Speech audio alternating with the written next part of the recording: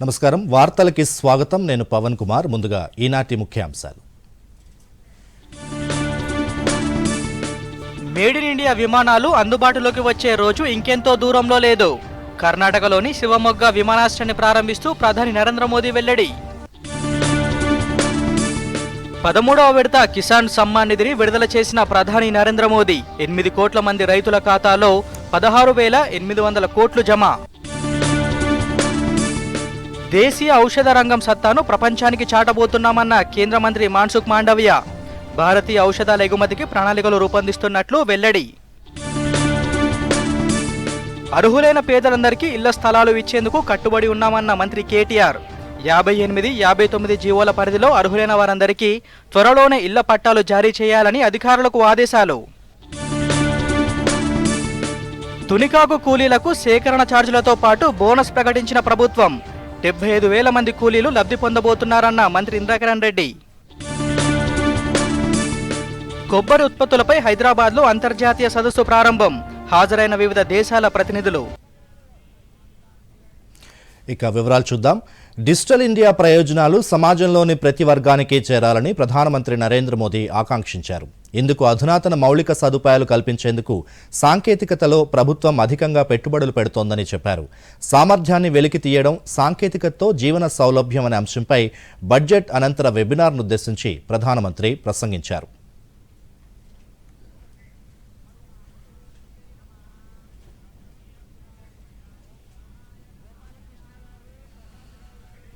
ఈ సందర్భంగా నరేంద్ర మోదీ మాట్లాడుతూ టెక్నాలజీ సహాయంతో జీవన సౌలభ్యాన్ని కల్పించేందుకు కొత్త బడ్జెట్లో ప్రాధాన్యమిచ్చినట్లు చెప్పారు సాంకేతికత సహాయంతో పౌరులకు నిరంతరం సాధికారత కల్పిస్తున్నామన్నారు దీనివల్ల పేదలు అణగారిన వర్గాల జీవన శైలి మెరుగవుతోందని మోదీ చెప్పారు పౌరుల సేవలను మరింత మెరుగుపరిచేందుకు ఇతర దేశాలు అవలంబిస్తోన్న ఉత్తమ విధానాలను పరిశీలించాలని ఆయన ఈ సందర్భంగా సూచించారు ప్రభుత్వం చేపడుతున్న చర్యలు సత్ఫలితాలు ఇస్తున్నాయన్నారు సాంకేతికత ఆధారంగా అమలు చేస్తున్న one nation one ration card పథకం ద్వారా పేద ప్రజలు ప్రయోజనాలు పొందుతున్నారన్నారు కోవిడ్-19 మహమ్మారి సమయంలో సాంకేతికత ఆధారిత కోవిన్ వేదిక కీలక పాత్ర పోషించిందని ప్రధానమంత్రి తెలిపారు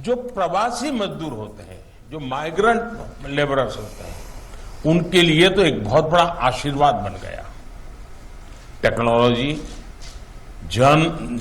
जनधन अकाउंट आधार और मोबाइल इन तीनों के कारण करोड़ों गरीबों के बैंक खातों में सीधे पैसा भेजना संभव हुआ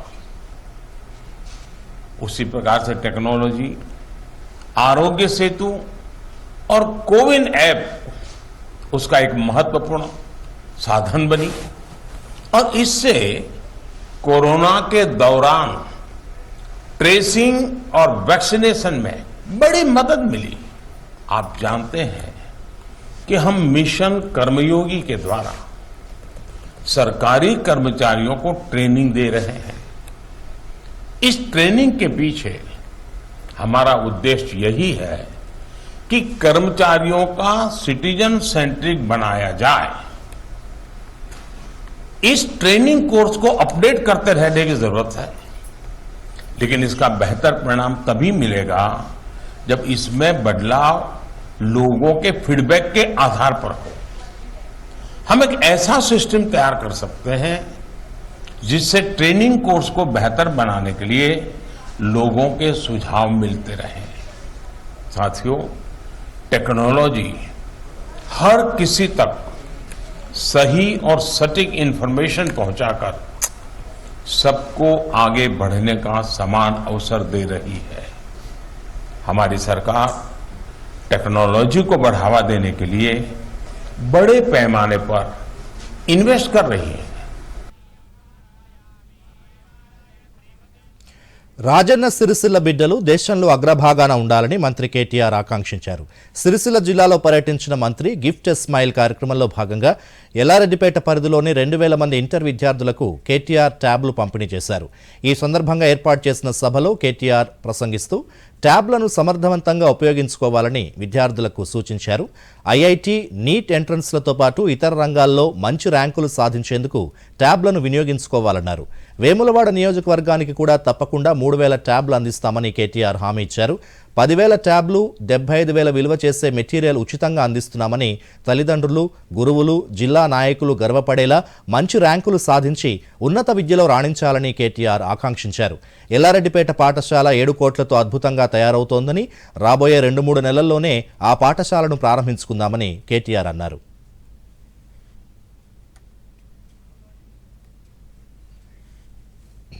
వెయ్యి ట్యాబ్లు అందజేయడం జరిగింది.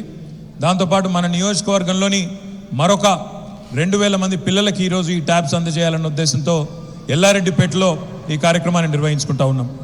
అయితే సోదరులు వెంకటరెడ్డి గారు చెప్పినట్టు ఎల్లారెడ్డిపేట పాఠశాల 7 కోట్ల రూపాయలతో సర్వాంగ సుందరంగా అద్భుతంగా తయారవుతున్నది. చక్కగా దాన్ని రాబోయే 2-3 నెలల్లోనే తయారు చేసుకొని మా జిల్లా పార్టీ అధ్యక్షులు తోట ఆగయ్య గారు కూడా ఉన్నారు, వారికి అదేవిధంగా మన మిత్రుల ఎల్లారెడ్డిపేట మిగతా మిత్రులందరికీ కూడా నేను చేసే విజ్ఞప్తి ఏమంటే, పాఠశాల మంచిగా అవుతున్నది, హై స్కూల్ చాలా బాగా అవుతుంది, సంతోషం. కానీ జూనియర్ కాలేజ్ గ్రౌండు నేను అనుకున్నట్టు లేదు. అందుకే నేను ఈరోజు మీకు మాటిస్తూ ఉన్నాను, దీని ఒక చాలా చక్కటి మినీ స్టేడియంలా ఒక Gambhiraopet KG to PG campus, Gambhiraopet KG to PG campus ఎంతైతే అందంగా ఉన్నదో ఈ స్టేడియంని కూడా అంతకంటే అందంగా చేసే బాధ్యత నేను తీసుకుంటాను. తప్పకుండా తొందరలో ఆ పని కూడా పూర్తి చేసి మీకు అందజేస్తానని చెప్పి కూడా తెలియజేస్తా ఉన్నాను. దేశంలో పశుసంవర్ధక, డైరీ రంగాలు పురోగమిస్తున్నాయని కేంద్ర మంత్రి ఎల్ మురుగన్ చెప్పారు. ఈ రంగాలపై హైదరాబాద్లో ఏర్పాటైన స్టార్టప్ కాన్క్లేవ్లో పాల్గొన్నారు ఆయన.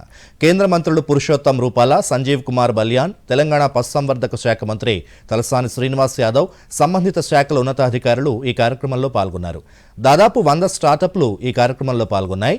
ఈ సందర్భంగా కేంద్ర మంత్రి మురుగన్ మాట్లాడుతూ, ప్రధానమంత్రి నరేంద్ర మోదీ మార్గదర్శనంలో దేశంలో అంకుర పరిశ్రమలు దినదినాభివృద్ధి చెందుతున్నాయని చెప్పారు. ప్రపంచంలోనే స్టార్టప్ రంగంలో భారత్ 3వ స్థానంలో ఉందన్నారు. పశుసంవర్ధక, డైరీ రంగాల్లో కూడా అంకుర పరిశ్రమలు పెద్ద ఎత్తున ఏర్పాటు కావాలని మురుగన్ ఆకాంక్షించారు.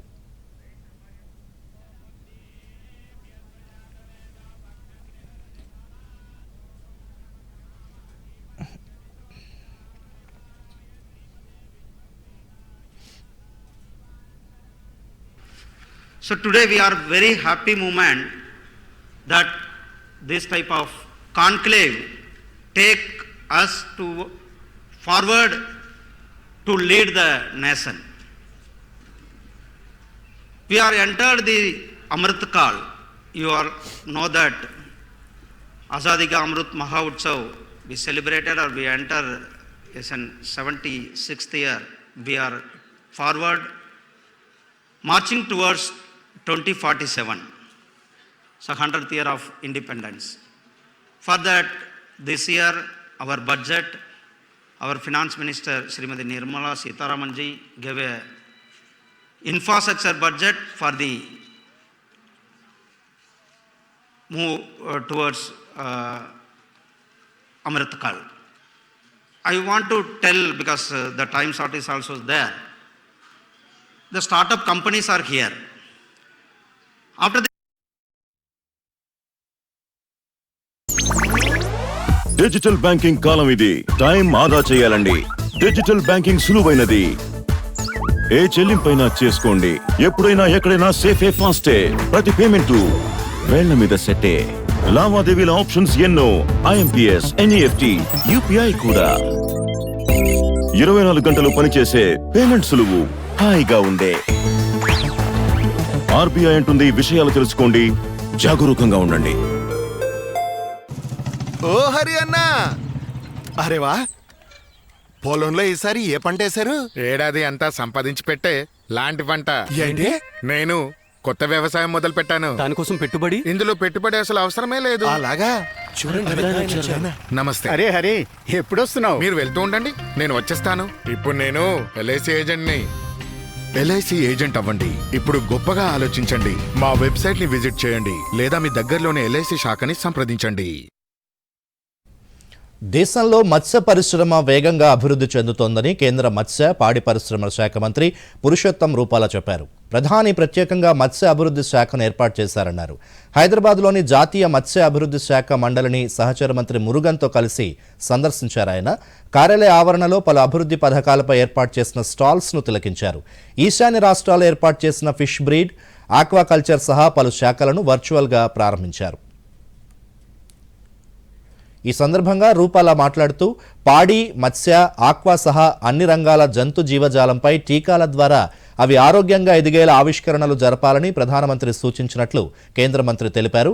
ఇప్పటికీ కూడా సరైన మార్కెటింగ్ లేకపోవడం వల్ల మత్స్య పరిశ్రమ అనుకున్నంత అభివృద్ధి చెందలేదన్నారు. పాడి, మత్స్యకారులకు బ్యాంకర్లు, ఇతర సహకార సంస్థలు రుణాలు త్వరితగతిన మంజూరు చేయాలని సూచించారు. మత్స్య కార్మికులకు ప్రత్యేకంగా గ్రూప్ ఇన్సూరెన్స్ను పెంచాలని కేంద్ర మంత్రి సూచించారు. प्रधानमंत्री श्री नरेंद्र मोदी जी ने हम देशवासियों के स्वास्थ्य के लिए जितना प्रयास किया, इनकी चर्चा पूरे विश्व में है कोरोना के कारण। मगर मुझे ये बताते हुए खुशी है कि उन्होंने हमारे देश के समस्त प्राणियों की हेल्थ की बहुत ही गंभीरता से प्रयास करने की सोची है और इसके चलते एनिमल हेल्थ में भी बहुत बड़ा बदलाव हो रहा है। वैक्सीनेशन का बहुत बड़ा ड्राइव पूरे देश के मवेशियों के लिए चल रहा है। ऐसे ही कल ही हमने यहाँ चेन्नई में फिश डिसीज के सर्वेलेंस के प्रोग्राम के फेज़ 2 को लॉन्च किया है और इनके लिए सारे एक्वाकल्चर के जो हमारे एंटरप्रेन्योर्स हैं उन सभी को इनके हेल्थ के रिलेटेड इश्यूज को एड्रेस करने का एक बहुत बड़ा नेटवर्क हम खड़ा कर रहे हैं। एनएफडीबी के माध्यम से एंटरप्रेन्योर्स में यहाँ 2-3 लोगों को देखने का हमें मौका मिला। इनकी संख्या और जल्दी से बढ़ाने की हमें आवश्यकता है। यूथ को इस एरिया में आमंत्रित करने की आवश्यकता है और देश के फूड सिक्योरिटी को एड्रेस करने का ये सबसे उत्तम जरिया है।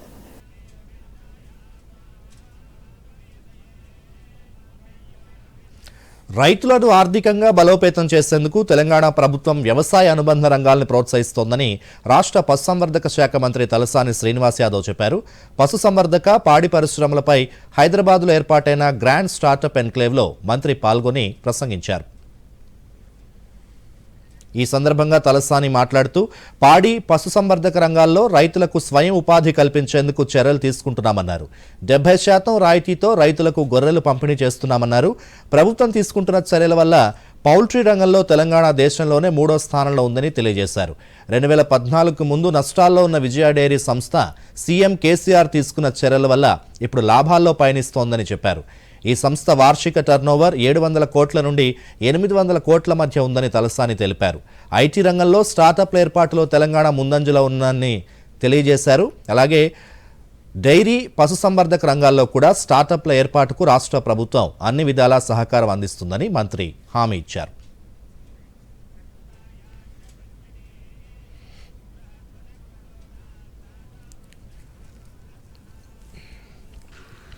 డైరీ సెక్టార్ కావచ్చు, యానిమల్ హస్బెండరీ కావచ్చు, ఫిషరీస్ కావచ్చు,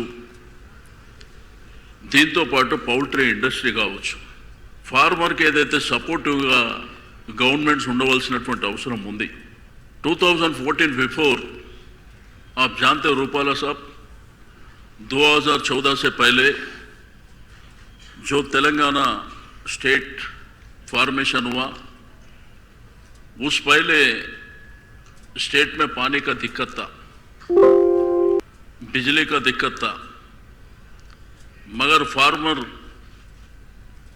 खेती बाड़ी करने का भूल जाके जो डेयरी के ऊपर डिपेंड हुए थे, मगर हमारे चीफ मिनिस्टर सा सपोर्ट तेलंगाना स्टेट फॉर्मेशन हुए बाद जो सपोर्ट किए, आज विजय डेयरी अभी नंबर 1 प्रोग्रेस में 700 से 800 करोड़ का टर्नओवर चल रहा हमारे पास। और इसमें क्या है, हमारे फार्मर को नहीं तो हमारे नौजवानों को उनके लिए एम्प्लॉयमेंट मिलेगा, सेल्फ एम्प्लॉयमेंट मिलेगा, जो कारोबार करने वाले को भी सपोर्ट करने के लिए जो हमारा विजय डेयरी बहुत बड़ा प्रोग्रेस हुआ है। अभी एनडीडीबी सपोर्ट से जो मेगा डेयरी बन గ్రూప్ 2 పరీక్ష తేదీలను తెలంగాణ పబ్లిక్ సర్వీస్ కమిషన్ ప్రకటించింది. ఆగస్టు 29, 30 తేదీల్లో పరీక్షలు నిర్వహించనున్నట్లు టీఎస్పీఎస్సీ వెల్లడించింది. పరీక్షకు వారం ముందు నుంచి అభ్యర్థులు హాల్ టికెట్లను డౌన్లోడ్ చేసుకోవచ్చని వివరించింది. మొత్తం 783 పోస్టుల కోసం గత ఏడాది డిసెంబర్ 29న టీఎస్పీఎస్సీ నోటిఫికేషన్ విడుదల చేయగా జనవరి 18 నుంచి దరఖాస్తులు స్వీకరించింది. గ్రూప్ 2 ఉద్యోగాల కోసం 5,51,943 మంది అభ్యర్థులు దరఖాస్తు చేసుకోగా ఒక్కో పోస్టుకు 705 మంది పోటీ పడుతున్నారు.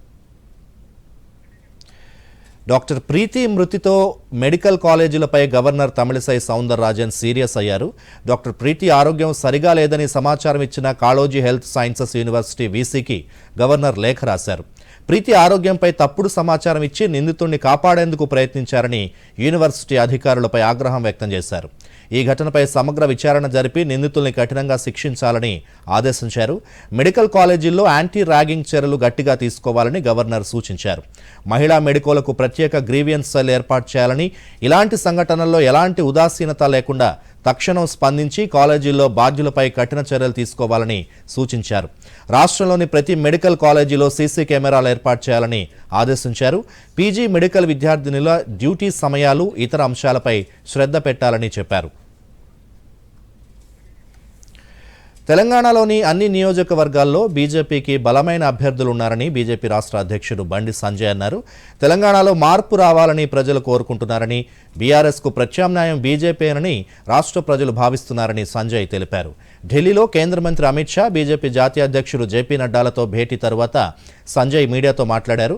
తెలంగాణలో బీజేపీ భవిష్యత్ కార్యాచరణ, పార్టీ వ్యూహాలపై సమావేశంలో చర్చించినట్లు బండి సంజయ్ తెలిపారు. రాష్ట్రంలో బీజేపీ చేపట్టిన కార్యక్రమాలపై జాతీయ నాయకత్వం సంతృప్తి వ్యక్తం చేసిందని, తెలంగాణలోని 119 నియోజకవర్గాల్లో ప్రజాగోస కార్యక్రమాలు, కార్నర్ మీటింగ్స్ నిర్వహించామన్నారు. త్వరలోనే ఒక భారీ బహిరంగ సభ నిర్వహిస్తామని చెప్పారు. బహిరంగ సభకు ప్రధానమంత్రి నరేంద్ర మోదీని ఆహ్వానిస్తామని, ఎన్నికలు ఎప్పుడొచ్చినా ఎదుర్కొనేందుకు బీజేపీ సిద్ధంగా ఉందన్నారు. 2 ఎంపీ సీట్లతో ప్రారంభమైన బీజేపీ ప్రస్థానం నేడు 300 సీట్లు దాటిందన్నారు. మీరు ఫ్లెక్స్ చూడండి, పోటీ చూడండి, అక్కడ నాయకుల మధ్య పోటీ చూడండి. ఇది కావాలనే ఒక section media plus BRS party, Congress party BRS party కలిసి వస్తుంది. మీడియా రోజుబట్టి అంత బంద్. 119 నియోజకవర్గాల్లో భారతీయ జనతా పార్టీ ఎక్కడెక్కడ పోటీ ఉందో మీ అందరూ తెలుసు. చాలా జిల్లాలో మీడియా రాసింది నాయకుల మధ్య పోటీ, అది మీరే రాస్తున్నారు. బీఆర్ఎస్ పార్టీ, కాంగ్రెస్ పార్టీ ఒక ప్లాన్ ప్రకారం ఒక సెక్షన్ మీడియా ద్వారా బీజేపీకి నాయకులు లేరు, బీజేపీకి అభ్యర్థులు లేరు. బీజేపీకి అభ్యర్థులు లేకుంటే ప్రజలు భారతీయ ఎందుకైతే ప్రజలు గుర్తిస్తున్నారు. ఒకప్పుడు దేశంలో భారతీయ జనతా 2 సీట్లు పార్లమెంట్ సీట్లు అంత డిపార్ట్ అయినాయి. ఇట్లా హేళన వేసే అందరు 2 సీట్ల భారతీయ జనతా పార్టీ దేశంలో అధికారంలోకి వస్తారని చెప్పన్నారు. వచ్చి చూపడ్డాం. ఇవాళ 2 సార్లు వచ్చినాం. ఇప్పుడు 40% పార్టీ ఇంకా బలవితమైంది.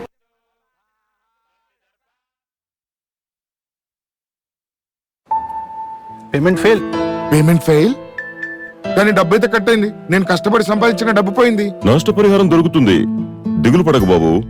ఒకవేళ డిజిటల్ ట్రాన్సాక్షన్ ఫెయిల్ అయినా, అకౌంట్ నుంచి డబ్బు కట్ అయినా బ్యాంక్ సమయంలో డబ్బును తిరిగిస్తుంది లేదా కంపెన్సేషన్ ఇచ్చే సదుపాయం కలదు. లేకపోతే మీరు ఆర్బీఐ వారి అంబడ్స్మన్ కి ఫిర్యాదు చేయండి. నా ఫీజు ఆర్బీఐ అంటుంది. విషయాలు తెలుసుకోండి, జాగరూకంగా ఉండండి. అగ్నివీరుల నియామకానికి నిర్వహించే ప్రాథమిక అర్హత పరీక్ష కోసం రాష్ట్రంలో 4 కేంద్రాలను ఏర్పాటు చేసినట్లు ఆర్మీ నియామక అధికారి కీట్స్ కే దాస్ తెలిపారు. హైదరాబాద్, వరంగల్, ఆదిలాబాద్, కరీంనగర్ జిల్లా కేంద్రాల్లో పరీక్షా కేంద్రాలను అభ్యర్థులు ప్రాధాన్యత క్రమంలో ఎంపిక చేసుకోవాలని సూచించారు. ఆర్మీ వెబ్సైట్లోకి వెళ్లి రిజిస్ట్రేషన్ చేసుకోవచ్చని, నిర్దేశించిన పరీక్ష ఫీజు చెల్లించిన తర్వాతనే ప్రక్రియ పూర్తవుతుందని, ఆయా అభ్యర్థులకు హాల్ టికెట్లు పంపిస్తామని కీట్స్ తెలిపారు. ఐటీఐ లేదా పాలిటెక్నిక్ అభ్యర్థులకు 20 నుంచి 50 మార్కుల వరకు బోనస్గా లభిస్తాయని తెలిపారు. అభ్యర్థులకు ఏమైనా సందేహాలుంటే 7991572222 నెంబర్కి వాట్సాప్ చేయాలని ఆర్మీ నియామక అధికారి తెలిపారు. త్రివిధ దళాల్లో సైనిక నియామకాల కోసం కేంద్ర ప్రభుత్వం ప్రతిష్టాత్మకంగా తీసుకొచ్చిన అగ్నివీర్ రిక్రూట్మెంట్ కోసం మార్చి 15 వరకు ఆన్లైన్ ద్వారా దరఖాస్తులు చేసుకోవాలన్నారు. 2 దశల్లో చేపట్టే ఎంపిక ప్రక్రియలో తొలుత ఆన్లైన్ కంప్యూటర్ బేస్డ్ రాత పరీక్ష, ఆ తర్వాత రిక్రూట్మెంట్ ర్యాలీ చేపట్టి అభ్యర్థులను ఎంపిక చేస్తారన్నారు. ఏప్రిల్ 17 నుంచి అగ్నివీర్ ప్రాథమిక అర్హత పరీక్ష జరగనుందని వివరించారు. అగ్నివీరులుగా చేరేందుకు www.joinindianarmy.nic.in లో దరఖాస్తు చేసుకోవాలని అధికారులు సూచించారు. The final merit will be based on the online CE marks which they get plus the marks they get in the physical test conducted during the rally. That will be the same as it used to be done before also. Doordarshan Hyderabad కేంద్రంలో వివిధ హోదాల్లో సేవలందించి 4 ఉద్యోగులు ఈరోజు పదవి విరమణ పొందారు. దూరదర్శన్లో వివిధ స్థాయిల్లో పనిచేసిన న్యూస్ విభాగాధిపతి ఏ సురేఖ పదవి విరమణ చేశారు. ఈ సందర్భంగా వార్తా విభాగం సిబ్బంది, దూరదర్శన్ యాదగిరి సిబ్బంది ఘనంగా సన్మానించారు. DDG Ramana, deputy director news Srinivas Mahesh, director engineering Narasayya, director Satyanarayana తదితరులు ఆమెను ఈ సందర్భంగా శాలువాలు, మొమెంటోలతో సన్మానించారు. అసిస్టెంట్ ఇంజనీర్లుగా పనిచేసిన yes Prakash Rao, Mahesh Chand దువాలియా, technician D Gopalakrishna ఈరోజు పదవి విరమణ చేసిన వారిలో ఉన్నారు. ఈ సందర్భంగా వారి సేవలను పలువురు వక్తలు కొనియాడారు.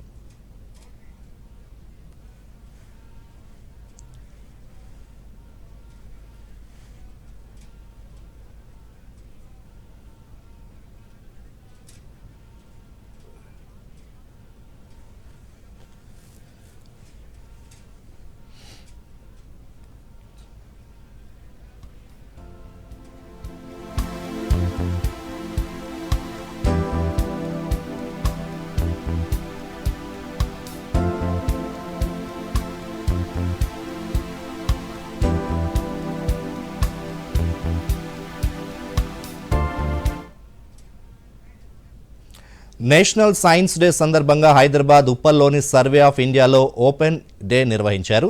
Global science for global well being పేరుతో నిర్వహించిన ఈ కార్యక్రమంలో వివిధ ప్రాంతాల స్కూల్ విద్యార్థులు పాల్గొన్నారు.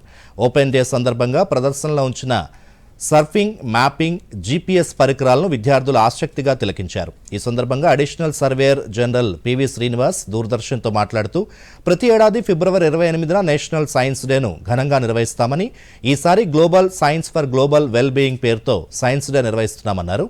సర్వే ఆఫ్ ఇండియా నిర్వహిస్తున్న వివిధ కార్యక్రమాలను ఓపెన్ డే ద్వారా విద్యార్థులకు తెలియజేస్తామన్నారు. టెక్నికల్ ఆఫీసర్ రమేష్ గౌడ్ మాట్లాడుతూ డ్రోన్ కెమెరాల వినియోగం, జీపీఎస్ టెక్నాలజీ ద్వారా సర్ఫింగ్, శాటిలైట్కు సర్వే రికార్డు అనుసంధానం చేసే తీరును విద్యార్థులకు వివరించామన్నారు.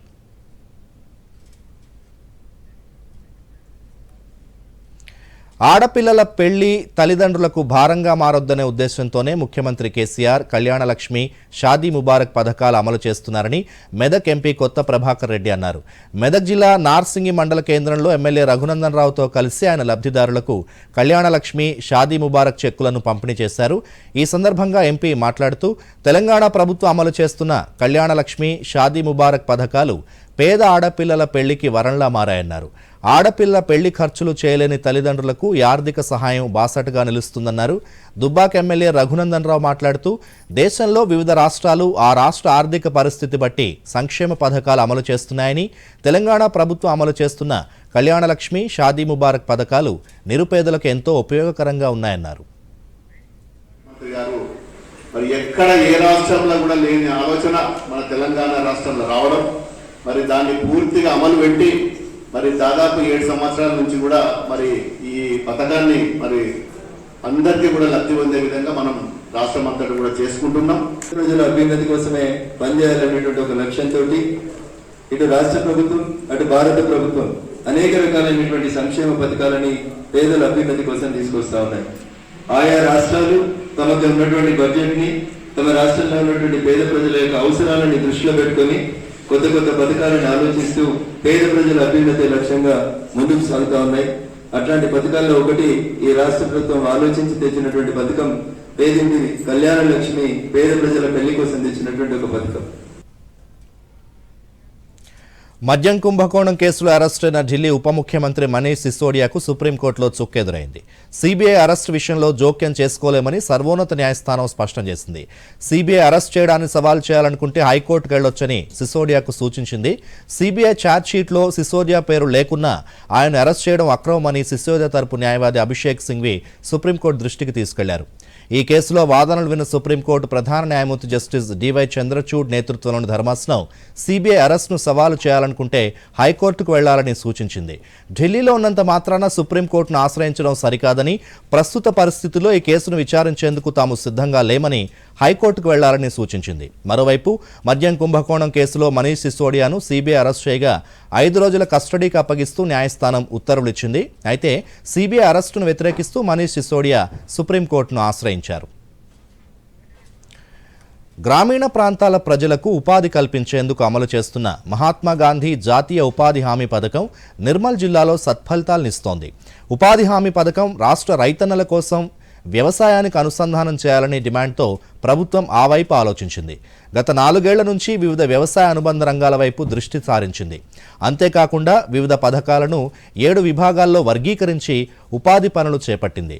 ఉపాధి హామీలో నెలకొల్పిన యూనిట్లతో సంవత్సరంలోపే సహాయం పెంపొందించుకు ప్రభుత్వం కృషి చేస్తోంది. మరిన్ని వివరాలు. గ్రామీణ ప్రాంత ప్రజలకు ఉపాధి కల్పించడంతో పాటు వనరులను పెంపొందించేందుకు దేశవ్యాప్తంగా చేపట్టిన మహాత్మా గాంధీ జాతీయ ఉపాధి హామీ పథకం నిర్మల్ జిల్లాలో విజయవంతంగా అమలవుతోంది. 4 ఏళ్ల నుంచి ప్రభుత్వం వివిధ వ్యవసాయ అనుబంధ రంగాల వైపు దృష్టి సారించి రైతులను ప్రోత్సహిస్తోంది. ఇందులో భాగంగా నిర్మల్ జిల్లా రైతులకు తక్కువ సమయంలో ఉపాధి లభించేలా గొర్రెల, చేపల, కోళ్ల పెంపకం, పండ్ల తోటలు, ఆయిల్ పంప్ సాగు, భూ అభివృద్ధి, నీటి నిల్వ, సంరక్షణ వంటి వివిధ యూనిట్లను కేటాయించింది. జిల్లా గ్రామీణాభివృద్ధి సంస్థ జిల్లాలో ఆయా మండలాల్లో 2022-23 ఆర్థిక సంవత్సరంలో అగ్రి అలాయిడ్ కింద 67.76 కోట్ల రూపాయల నిధులతో 3283 యూనిట్లను నెలకొల్పారు. నిర్మల్ జిల్లా రైతులు ఎంతో ఆసక్తి చూపి ఆయా యూనిట్లను తీసుకుని ఉపాధి పొందుతున్నారు. దీంతో రాష్ట్రంలోనే నిర్మల్ జిల్లా 80.16%తో మొదటి స్థానంలో నిలిచింది. ఉపాధి హామీ పనుల్లో భాగంగా నిర్మల్ జిల్లా కడెం మండలం ధర్మాజీపేట గ్రామానికి చెందిన అరుణ్ కుమార్ గత వేసవిలో 2,60,000 వ్యయంతో చేపల పెంపకం ప్రారంభించాడు. చేపల పెంపకం యూనిట్ను తీసుకుని లాభాలు గడిస్తున్న అరుణ్ సక్సెస్ స్టోరీ ఎంతో మందికి ఆదర్శంగా నిలిచింది. దీంతో నిర్మల్ జిల్లాలో చాలా మంది రైతులు చేపల పెంపకం వైపు అడుగులు వేస్తున్నారు. ఈ సందర్భంగా అరుణ్ దూరదర్శన్తో మాట్లాడుతూ తనకున్న 2.5 ఎకరాల సాగు భూమిలో చేపల చెరువు వేశానని, ఖర్చులు పోగా ఏడాదిలో 10 లక్షల రూపాయల ఆదాయం వస్తోందని తెలిపాడు. ఇప్పుడు అమ్మడం కూడా స్టార్ట్ చేసిన, ఇప్పటికి ఒక 3 లక్షల రూపాయలు అమ్మిన, ఇంకా తీసేటివి ఉన్నాయి. మన పక్కన వేరే రైతులు కూడా చేపల చెరువు చూసిపోవడం జరుగుతుంది, చేద్దామని చెబుతూ తెలంగాణ ప్రభుత్వం మరి కేంద్ర ప్రభుత్వం చేస్తున్న సహాయానికి ధన్యవాదాలు.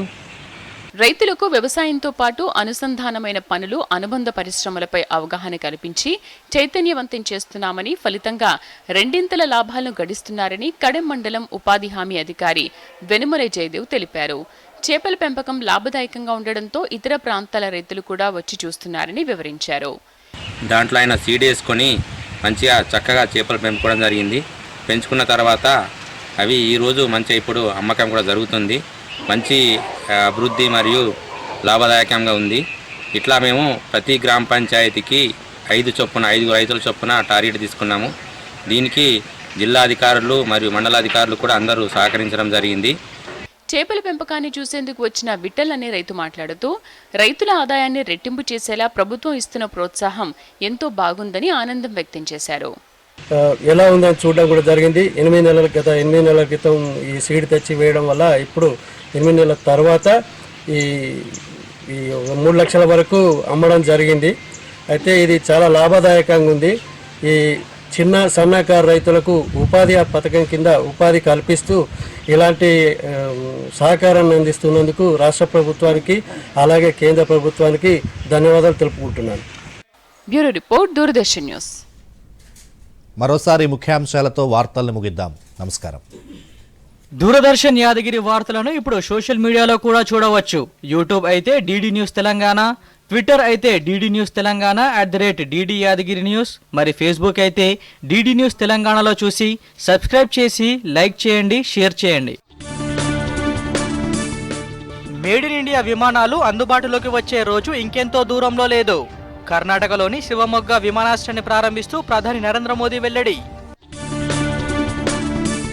13వ విడత కిసాన్ సమ్మాన్ నిధిని విడుదల చేసిన ప్రధాని నరేంద్ర మోదీ 8 కోట్ల మంది రైతుల ఖాతాలో 16,800 కోట్లు జమ.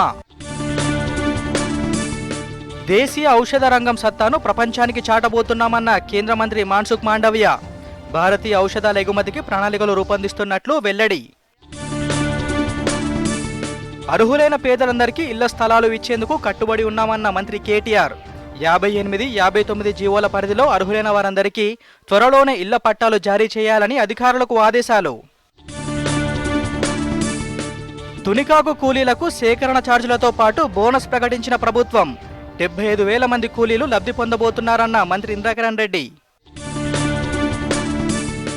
కొబ్బరి ఉత్పత్తులపై హైదరాబాద్లో అంతర్జాతీయ సదస్సు ప్రారంభం. హాజరైన వివిధ దేశాల ప్రతినిధులు.